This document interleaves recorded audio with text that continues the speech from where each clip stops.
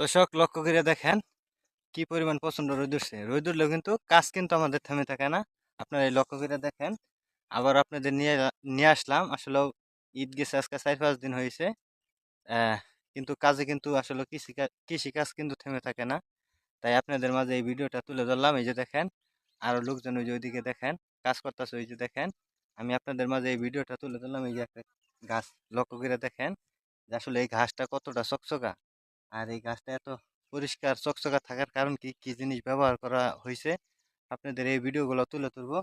আপনারা যে লক্ষ্য করে দেখেন, অনেক ক্ষেতের কলা গাছ দেখবেন যে পোকা মাকড়ে কিন্তু নষ্ট করে ফেলা। আপনি যে লক্ষ্য করে দেখেন যে এই যে কলার যে এই যে আপনি পাতাটা দেখতেছেন একদম কিন্তু চকচকা। আসলে এই চকচকা থাকার কারণ কি আপনাদের এই ভিডিওটাও তুলে ধরবো। অবশ্যই ভিডিওগুলো শেয়ার করে দিবেন আর লোকজনের কাছে পৌঁছে দিবেন। এতটা রোদের মধ্যে বেশি কথা বলতে পারলাম না।